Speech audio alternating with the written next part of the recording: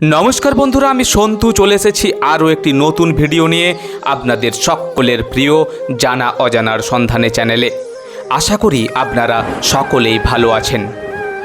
বন্ধুরা, আজ আপনাদেরকে ওড়িশা রাজ্যের ভুবনেশ্বর শহর থেকে 8 কিলোমিটার দূরে ধৌলিগিরি পাহাড়ের কোলে অবস্থিত ভগবান বুদ্ধের প্রতি সমর্পিত এমন একটি দর্শনীয় স্থান ঘুরিয়ে দেখাবো, যেটি দেখবার জন্য দেশ বিদেশের বহু পর্যটক ভিড় জমান এই জায়গাটিতে। তবে শুধুমাত্র বৌদ্ধ মন্দিরের জন্যই এই স্থানটি বিখ্যাত নয়। এই জায়গাটির সাথে জড়িয়ে আছে ভারতবর্ষের ইতিহাসের এক মহা অধ্যায়।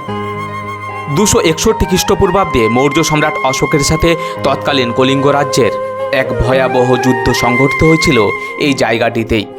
সেই দিক থেকে দেখতে গেলেও এই জায়গাটির ঐতিহাসিক গুরুত্ব অপরিসীম।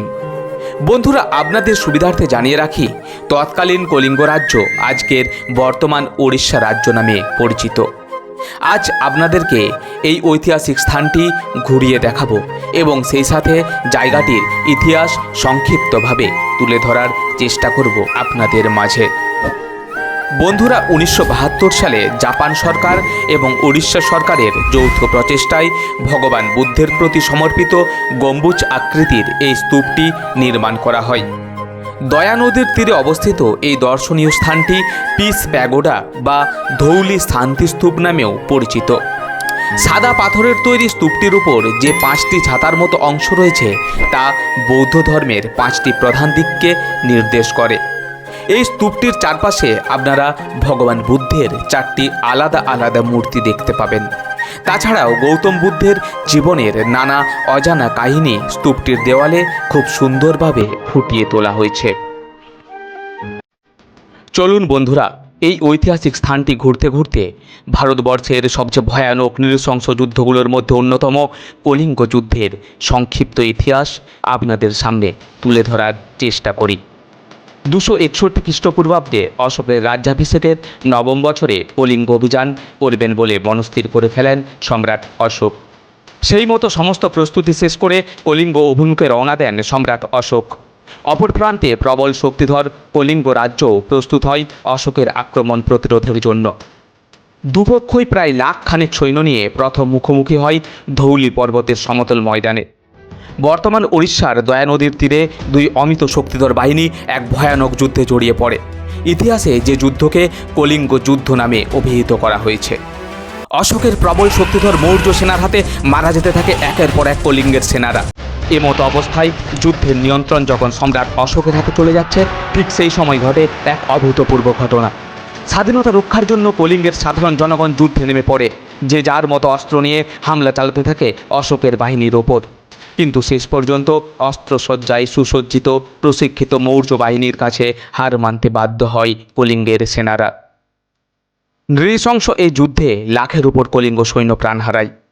পুরো রাজ্য পরিণত হয় শ্মশান ভূমিতে। দয়া নদীর জল রক্তের স্রোতে বয়ে যায়।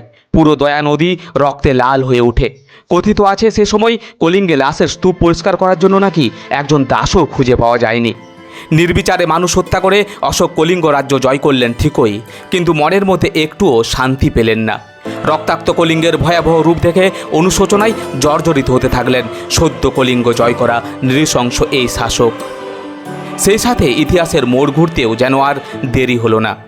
সম্রাট অশোক ঘোষণা করে দিলেন তিনি আর কোনোদিন যুদ্ধে অংশগ্রহণ করবেন না। এখন থেকে শান্তি প্রতিষ্ঠাই হবে তার শাসনের মূল কথা। যুদ্ধ ত্যাগ করে তিনি গ্রহণ করলেন অহিংসার বৌদ্ধ ধর্ম। দেশ জুড়ে ছড়িয়ে দিতে শুরু করলেন অহিংসার বাণী।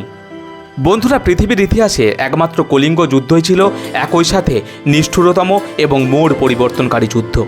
এই যুদ্ধের পরে সাম্রাজ্যবাদী অশোক হয়ে যায় প্রিয়দর্শী সম্রাট অশোক। আর এই সমস্ত অজানা ঐতিহাসিক ঘটনার সাক্ষী এই ধৌলগিরি পাহাড় এবং দয়া নদী। আর এই বৌদ্ধ স্তূপ সম্রাট অশোকের চণ্ডাশোক থেকে ধর্মাশোকে রূপান্তরিত হওয়ার অন্যতম নিদর্শন। ধৌলগিরি শান্তিস্তূপ জাতি, ধর্ম, বর্ণ নির্বিশেষে সকল সম্প্রদায়ের মানুষের জন্য উন্মুক্ত রয়েছে। এই ঐতিহাসিক জায়গাটি বৌদ্ধ ধর্ম এবং সম্রাট অশোকের সাথে সরাসরি সম্পর্ক যুক্ত হওয়ার কারণে দেশ বিদেশের বহু পর্যটকের প্রধান আকর্ষণের কেন্দ্রবিন্দু হয়ে উঠেছে। ধৌলি পাহাড়ের কোলে অবস্থিত এই পিস প্যাগোডা বা ধৌলি শান্তিস্তূপ আপনাদের মূল্যবান সময় ব্যয় করে সম্পূর্ণ ভিডিওটি দেখার জন্য আপনাদেরকে জানাই অসংখ্য ধন্যবাদ। ভিডিওটি ভালো লেগে থাকলে অবশ্যই ভিডিওটিতে লাইক করে আপনাদের মূল্যবান মতামত কমেন্ট বক্সে রেখে যাবেন, কারণ আপনাদের একটি মূল্যবান লাইক এবং কমেন্ট আমাদেরকে নতুনভাবে পথ চলতে সাহায্য করবে। বন্ধুরা, আপনারা যদি চ্যানেলটিতে নতুন হয়ে থাকেন তাহলে অবশ্যই চ্যানেলটিকে সাবস্ক্রাইব করে পাশে থাকা বেল আইকনটি প্রেস করুন, এরকম নতুন ভিডিওর আপডেট সবার আগে পেয়ে যাওয়ার জন্য। দেখা হবে আবার একটি নতুন ভিডিওতে। ততক্ষণ সবাই ভালো থাকুন, সুস্থ থাকুন। জয় হিন্দ।